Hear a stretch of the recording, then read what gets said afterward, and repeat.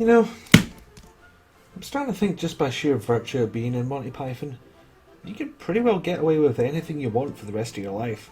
Be it doing ridiculously childish adult comedies, marrying a younger woman every 10 years, or whatever the hell Terry Gilliam was trying to say here. I was 64 years old when I made this film. I think I finally discovered the child within me. It turned out to be a little girl. And not only do they get away with doing all this, but they're still taken seriously. Now, I fucking love the Pythons, and I'm not trying to shit on their work. Except maybe this. All I'm saying is they could probably get away with murder at this point. They are that godly. But thank Tezcatlipoca that these are the men we lavish such freedom upon, because it turns out that the minds that brought you Upper Class Twit of the Year and Every Sperm is Sacred are unbelievably creative. Which means that when Terry Jones woke up one morning and said, "Fuck it, I want to make a children's cartoon with dragons," he was able to make that happen, which got us Blazing Dragons. And since you actually saw the opening titles of this video, you already know that it spawned a point-and-click adventure. What you might not know is that this is a point-and-click adventure made exclusively for consoles. It's kind of rare in that genre. And so, I know what you're thinking, point-and-click only on a console, bad controls, right?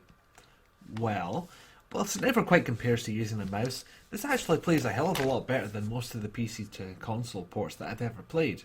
You're really hard pressed to find a PC port where the design doesn't match or something like slowdown gets in the way of your item swiping fun. Unfortunately, perfecting those controls apparently distracted Crystal Dynamics from the fact that both of these consoles have mouse peripherals, because neither version of the game supports them. And one of those was out for 2 years before the game hit shelves. Come on! Now, I didn't actually grow up with this show, and I've watched a little bit for the review, but from what I can tell, it doesn't quite reach the rank of a forgotten gem, but it certainly seems noteworthy. The basic premise is the old humans beset by evil dragons trope, but turned on its head. You know the medieval structure of castles, knights and kings, right? The dragons have that too. It's a bit like Game of Thrones if you subtracted the gore, politics, rampant shagging and replaced one of the factions with dragons. No, actual dragons. In armour. Who talk it. Okay, this analogy's dying on its arse. Short version, there's two factions that fight each other, one of which just happens to be dragons. They're not just men in dragon suits though, they actually keep some of their talents. On the other hand, exposure to water risks dousing their flame forever. I mean, Valhalla forbid they actually make a reference to death in front of American kids. Am I right, Yu-Gi-Oh? But hey, it's a better excuse than most games give you for keeping out of the water. By the way, when did we decide that all video game characters couldn't swim and it didn't require any kind of explanation? The game tells the tale of a young dragon named Flicker, part-time inventor and full-time personal bitch of Sir Lancelot. Flicker dreams of becoming a knight to make him eligible to marry Princess Flame. Problem is, there's a knight's tournament coming up, the winner getting the princess's claw in marriage. During a meeting, the leader of the humans bursts in and declares that they intend to compete with the so-called Black Dragon on their side.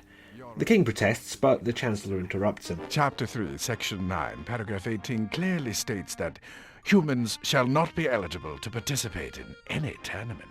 Unless, of course, they have a dragon to participate on their behalf. Chancellor, I believe you're mistaken. Doesn't Chapter 3, Section 9, Paragraph 18 refer to an obscure law governing public snout picking? May I remind you of Space Corps Directive 34124? See, that's the problem with me playing this as an adult. Watching that clip lets you extrapolate about half the plot in a winner. Anyway, Princess Flame urges Flicker to help her. She didn't want to marry any of the Dragon Knights, let alone a human. Maybe it's a good thing this cartoon did get popular. We would have ended up with some really weird interspecies fanfiction. The Knights are sent off to find the Black Dragon, and Flicker is put to work on doing the dishes. Heroic! By consulting your handy inventions book, you get out of your duties by MacGyvering up an automatic dishwasher, and follow after the Knights of the Square Table, so that one of them will make you his squire and set you on the path to knighthood. Now, in the TV series he's already a squire, but that would ruin the plot of the game, so shut up. Besides, they didn't bother keeping the same voice actor for him. Nor half the damn characters, for that matter. And never mind the challenge of beating all the Knights' trials in a single day, did Flicker even have a plan for beating the other Knights in the tournament once he became a squire? Or did he load twice and realise that he wouldn't need one? I order you to surrender, vile human! I order you to the Royal Optometrist! Just look at the time. King Allfire sent me on a mission and I've been here for hours. You're such a bad boy. There's actually not a lot to say about this that's different from other point-and-click games. You've got your traditional inventory screen, verb icons, dialogue trees and so on, so the more interesting parts come from the story and dialogue. For starters, there's that good old subtle adult humour that you'd expect from a former Python, and you would equally expect to get completely boulderised for an American release. Am I right, Yu-Gi-Oh? Now, I mentioned adult humour, but honestly, I think most of this stuff will go over a kid's head even if they heard it. Your travels take you to a mental asylum populated by fairy tale characters. Now, I'm not even sure I knew what a mental asylum was when I was a kid, let alone the joke that fairy tale characters are actually all just insane. It's still funny, but I imagine some poor parents lying awake at night trying to fathom why little Johnny was asking what a psychiatrist was. Come to think of it, that's even funnier. Speaking of which, the psychiatrist is called Dr. Fraud. A pun and a reference? Why, Blazing Dragons, you're just after my own heart, aren't you? So, in general, the game's not bad. The voice cast, despite being radically different from the TV series cast, is entertaining and includes Terry Jones himself, Don Bluth veteran Jim Cummings, and Rob Paulsen, who went on to voice the cyborg ninja from Metal Gear Solid. Okay, frankly, that gives me a weird image.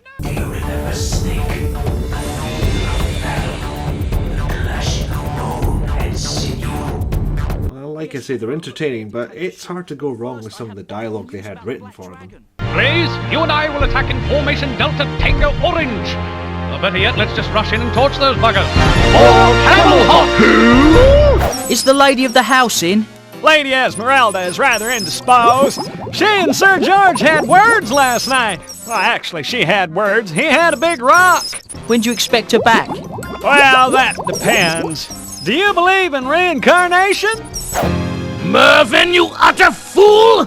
Fool? Oh, you ungrateful, bloated cretin! I made you! You are where you are today, thanks to me! Then thanks for putting me up a tree, you cross-dressing pillock! Kingly things? Flicker, what are you doing? Oh, Father, I've acted like such a fool lately. Can you ever forgive me? I don't care much for this behaviour, Flicker. Stop! It's silly. And rather suspect. But sooner or later, probably after a few hours or so, you'll discover this game's major flaw, because you'll have finished it. I don't know why the game is this short. It certainly doesn't look like they ran out of space on the disc. They're not even doing that weird thing where the music is on tracks that you can play in a CD player. I miss games like that. Any of you gamers out there that have ever made a mixtape, you'll know what I'm talking about. Now, it's possible they thought that kids would get frustrated with a longer game, but that's selling them short, I say. Go to a games convention and ask how many people played through Final Fantasy as kids. You'll have a better idea of where I'm coming from. Of course, we're talking about the company that decided one of their 3DO games would make room for its own saved games by deleting any other save data that it found on the console. Not a bug. The Track Monkeys did that on purpose. And unlike some point-and-click games I could mention, it's not only worth playing for the funnies, but it won't give you too much trouble if you decide to do so. If you don't mind shelling out 20 quid for a couple of hours of good-humoured clicking, I'd say give this a go. Emphasis on the few hours part. Gather round, ye brave young knights, to hear this famous story. Adventures of the square table and of dragon glory. In Camelot, in the court of King Arthur, we must confess we do our best to hide the Queen's desire. We're dragons and we're proud to